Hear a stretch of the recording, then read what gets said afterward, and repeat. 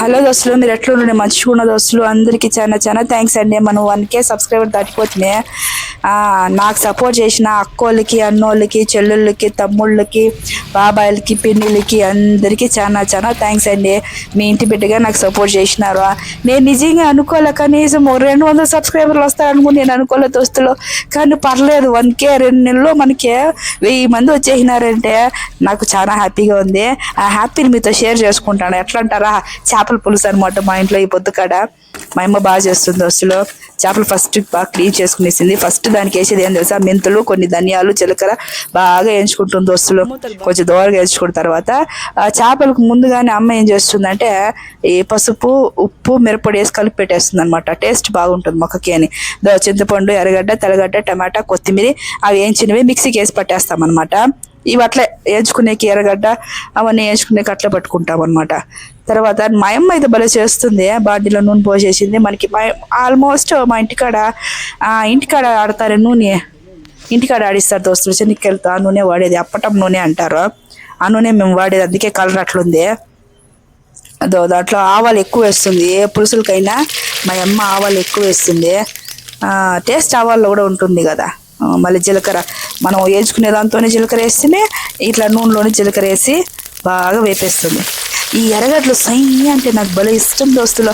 ఆ సౌండ్ భలే ఇష్టం. చిట్పట్టడు చాలా బాగుంటుంది కదా. మీరు ఎంతమందికి ఇట్లా సౌండ్లు ఇష్టమో వేగేటప్పుడు. బాగా ఏం చేసి కొంచెం ఎర్రగా అయ్యేంత వరకు పెట్టి అక్కడ ఏం చేసినామంటే మనం మిక్సీ పట్టుకొచ్చినామా. అది పట్టుకొచ్చే కొందరికి నేను మిక్సీ పట్టుకొచ్చి వీడియో ఆన్ చేసుకునే లోపల మా అమ్మ మసాలా వేసేసింది దోస్తులు. దాంతో వేసేసి మా అమ్మ వేస్తుంది. అదే మనం చూపించినాం కూడా, మెంతులు, చింతపండు, ఎర్రగడ్డ, తెల్లగడ్డ, కొత్తిమీర, అవి చింతపండు. ఇంకొకటి పాత చింతపండు, అన్ని చింతపండులు కాదు, పాత నల్లగా ఉంటుంది అనమాట. అది కొంచెం వేసి బాగా నానబెట్టి అదంతా రోస్ట్ అయినాక బాగా పిసికి పోసేసింది అనమాట దాంట్లో. ఇంకోటి ఏం తెలిసిన దాంతో ఇది ఎందుకు స్కిప్ అయిపోయిందంటే మిరప్పొడి, ధనాల పొడి, పసుపు పొడి కూడా వేసింది దాంతో.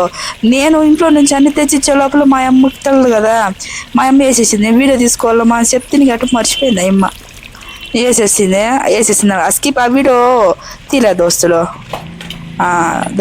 బాగా కలిపేసి మిరప్పొడి, ధనియాల పొడి కావాల్సినవంతా వేసి బాగా ఏం చేసింది అనమాట.